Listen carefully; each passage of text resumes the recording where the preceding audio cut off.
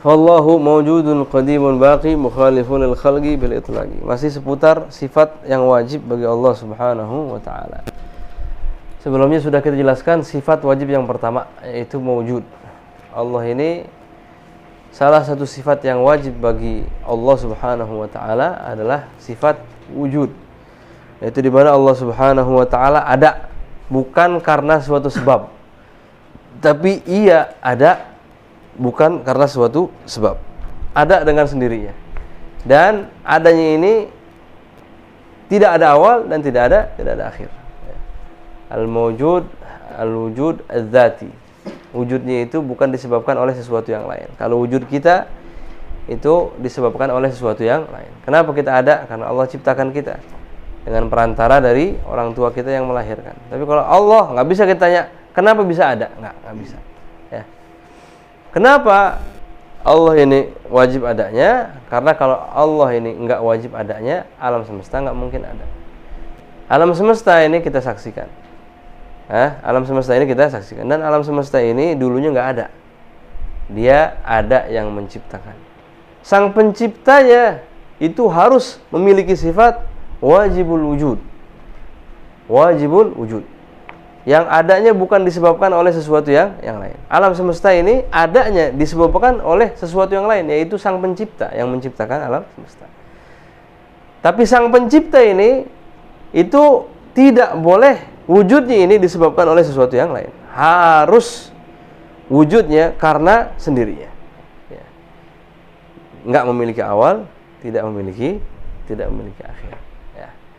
Kenapa? Kalau misalkan sang pencipta ini wujudnya mungkin disebabkan oleh sesuatu yang lain, maka yang menciptakan sang pencipta juga mungkin diciptakan oleh sesuatu yang lain.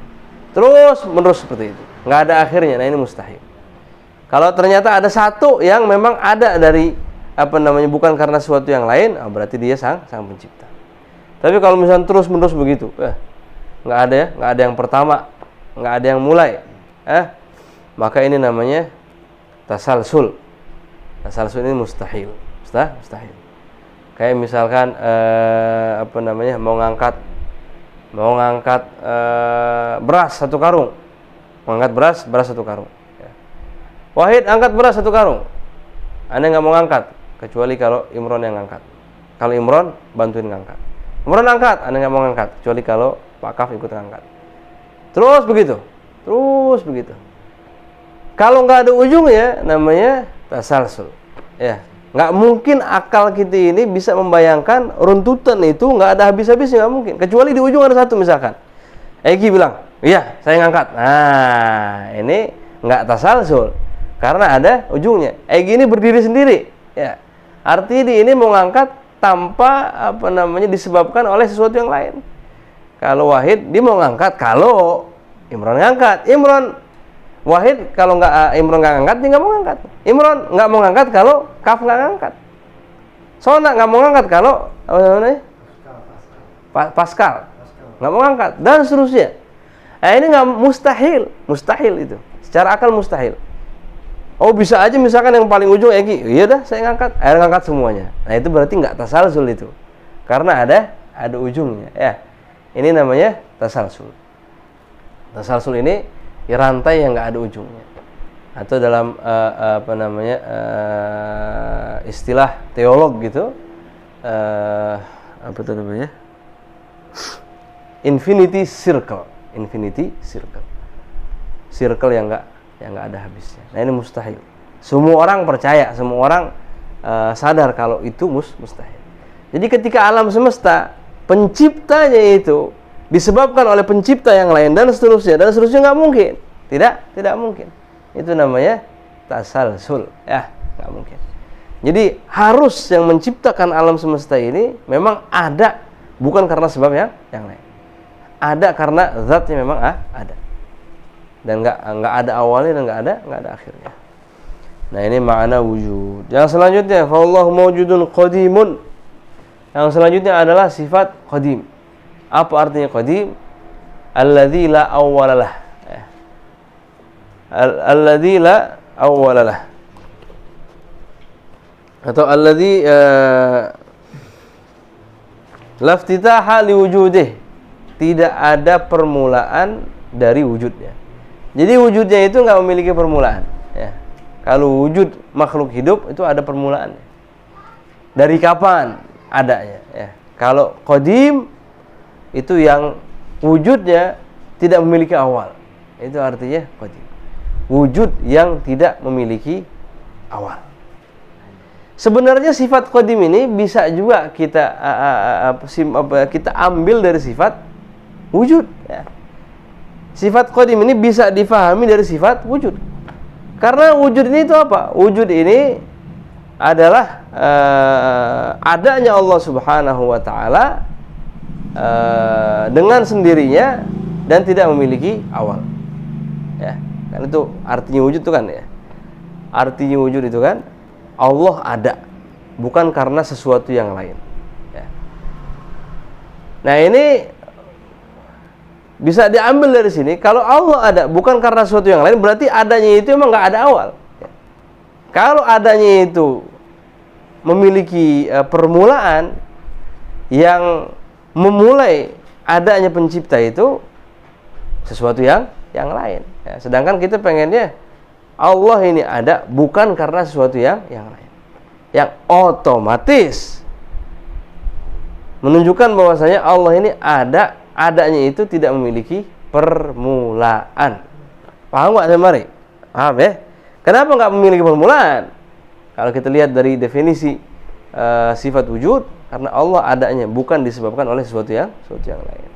Jadi sifat qadim ini bisa kita ambil, bisa kita pahami dari sifat wujud. Nah, kenapa kok diulang lagi? Nah, karena dalam masalah sifat yang wajib, dalam masalah tauhid, di antaranya masalah sifat yang wajib, yaitu ulama merasa perlu memperjelas setiap sifatnya dan enggak mengandalkan ini sifat ini bisa difahami dari sifat yang ini, tapi perlu dijelaskan satu persatu.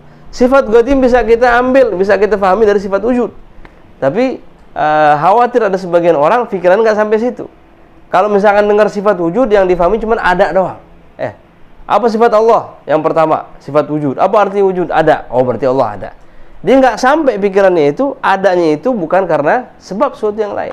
Maka ditambahkan lagi, qadim. Apa artinya qadim? Oh, yang tidak memiliki permulaan. Oh, berarti Allah itu ada dan nggak memiliki permulaan.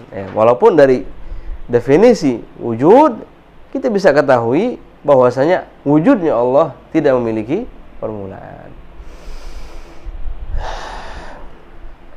Dan selanjutnya adalah sifat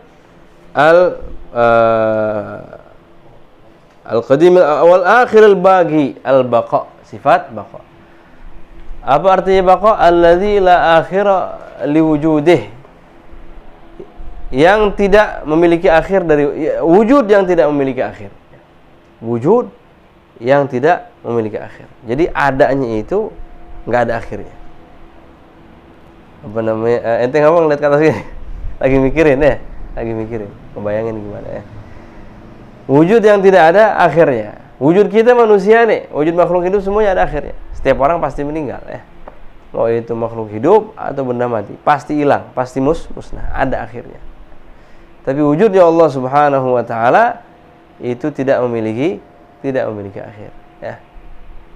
Wa kullu ma jaza alaihi adamu alaihi qat'an yastahilun al-qiyam. Kenapa? Karena baqa dan qidam ini itu dua sifat yang enggak bisa dipisahkan.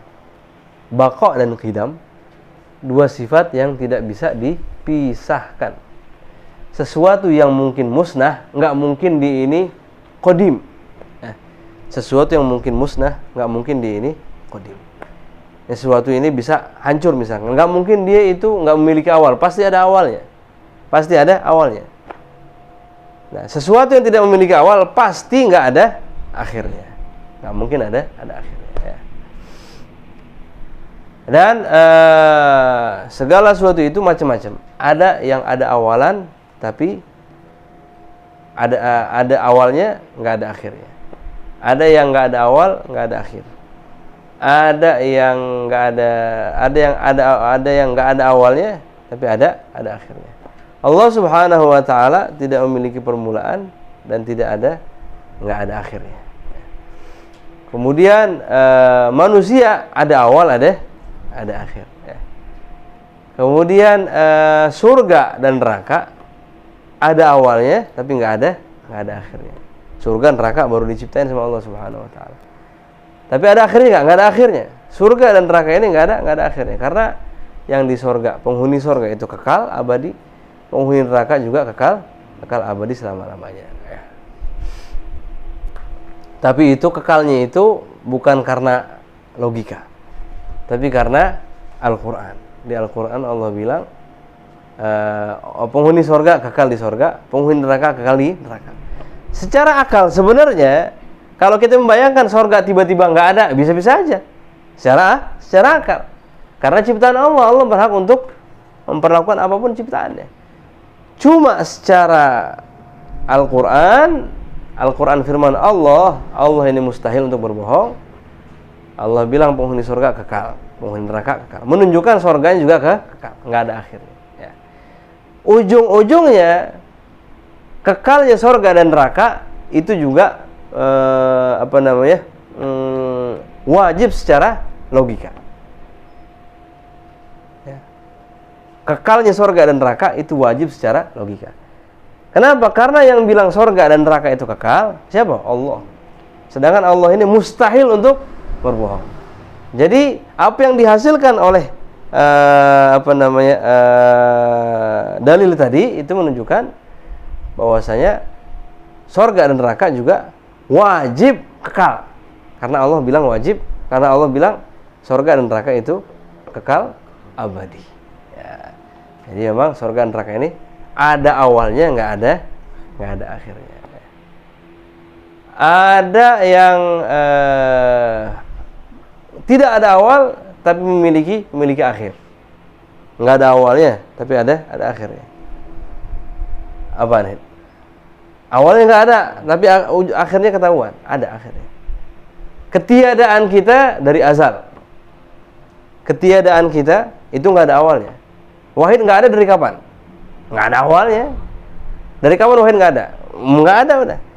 Cuman ketika wahid lahir, berakhir tuh ketiadaan wahid berakhir.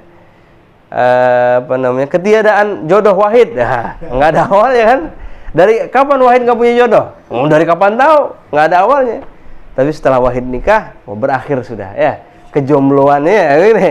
Kejombloan wahid, itu tidak ada awal, tapi insya Allah memiliki akhir kan gitu ya? Insya Allah memiliki akhir ya. Dari kapan wahid jomblo? Nggak tahu dari kapan. Ya. Dari zaman azal ya, jomblo aja udah. Tapi ketika dia nikah, itu berakhir udah. Kejombloannya berakhir.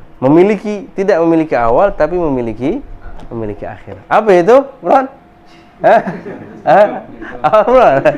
Jomblonya wahid itu alladzi lahu awal, la awwal lahu wa lahu akhir. Enggak memiliki awal tapi memiliki akhir.